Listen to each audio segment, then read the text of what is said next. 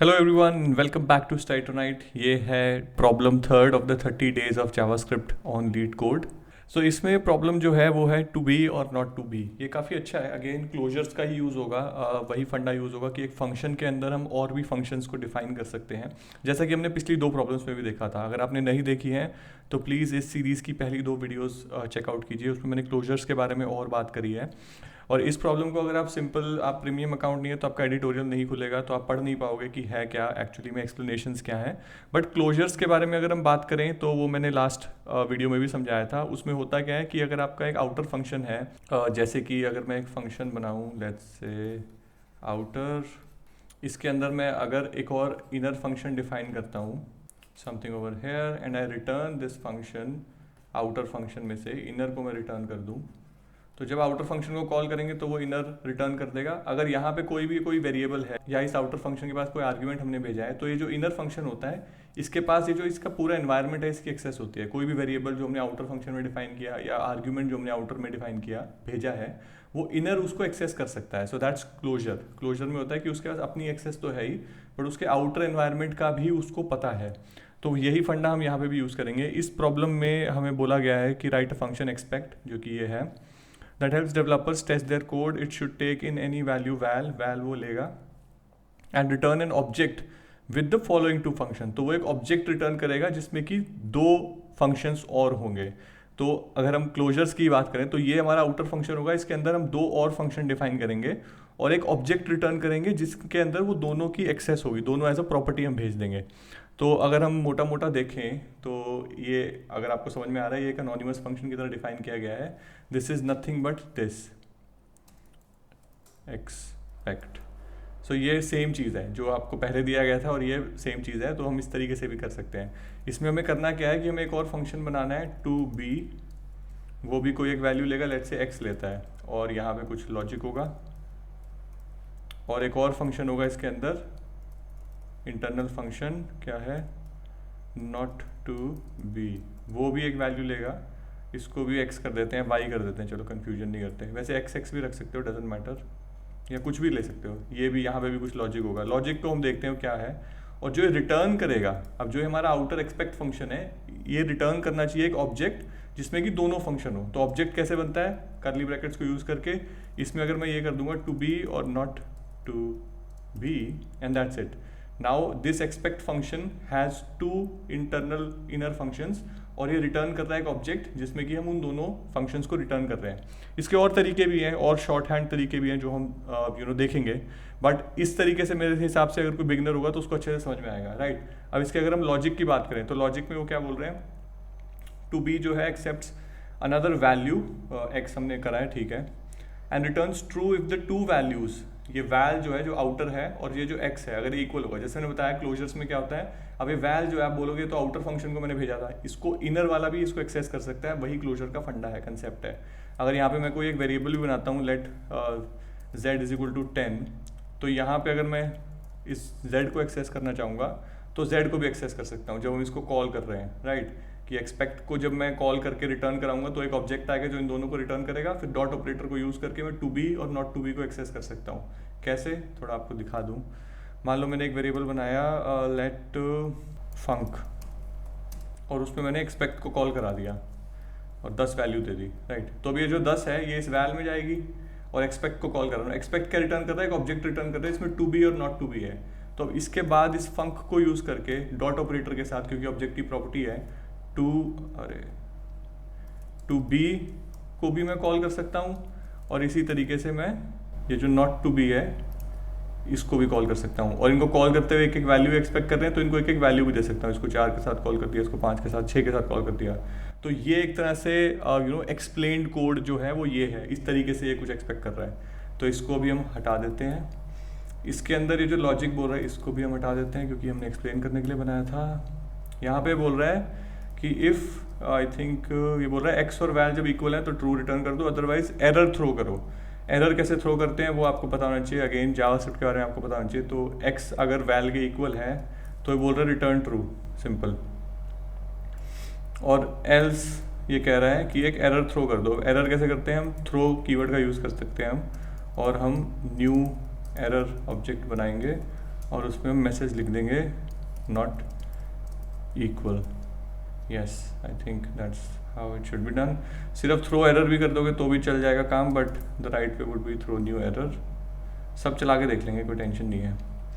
तो इसको कॉपी करके मैं इसमें भी ले जाता हूँ, क्योंकि इसमें भी ऐसा ही कुछ लॉजिक है। इसमें है, ये हमारा y है, इसमें बोला इन्होंने accept another value returns true if the two values are not equal to. तो अगर ये नॉट इक्वल टू वैल है तो ट्रू रिटर्न करना है, और इफ़ दे आर इक्वल तो एरर थ्रो कर दो इक्वल के साथ। ये इस तरीके से ये कुछ होना चाहिए। Let me move this over here. अगर रन करके हम देखें,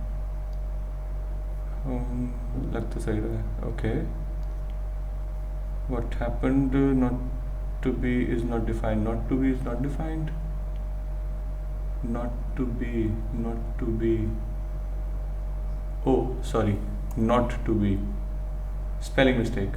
Let's run. Wrong answer, value true, output expect हमारा सही नहीं चला। क्यों? रिटर्न नहीं हुआ क्या यहाँ से? रिटर्न तो होना चाहिए था। Okay, sorry. यप,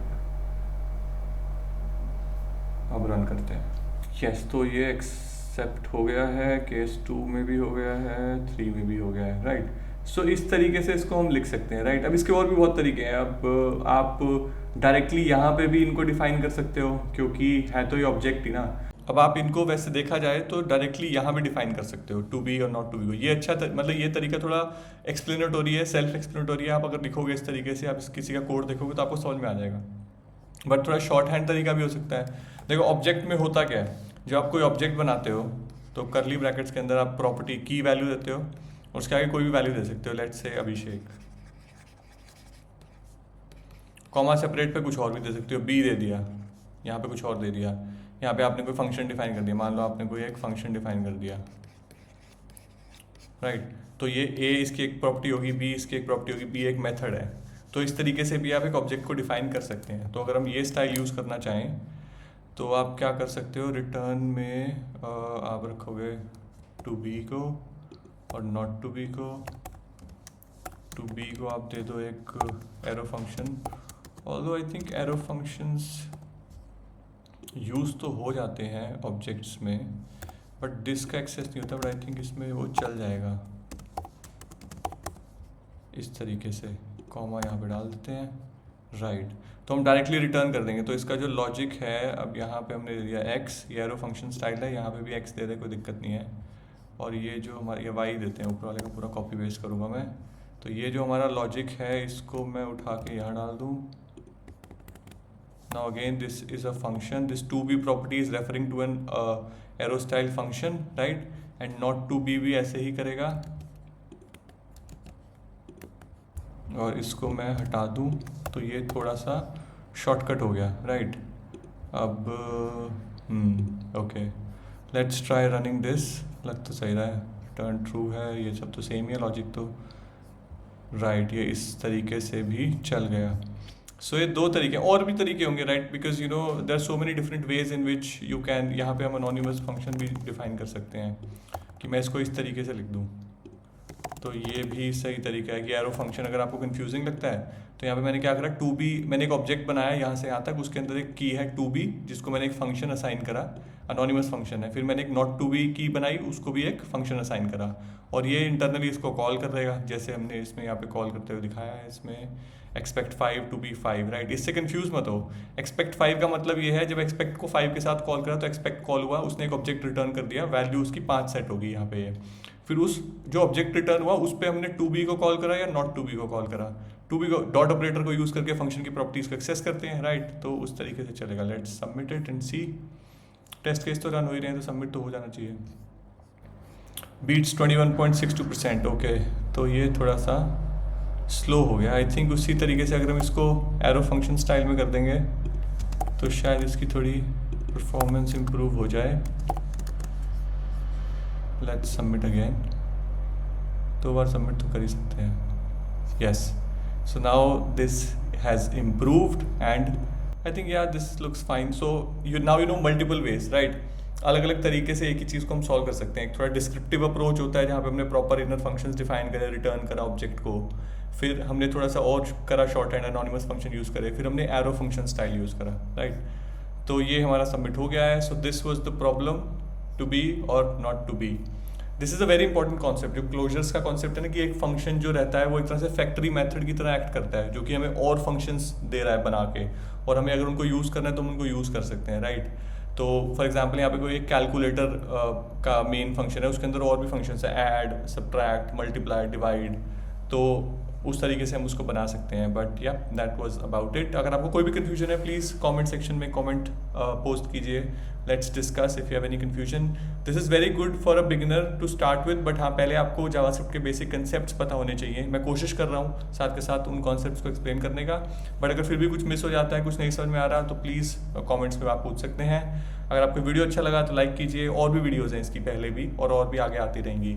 अगर चैनल को सब्सक्राइब नहीं किया है तो please do subscribe to our channel and see you in the next video. Keep practicing, keep learning, bye.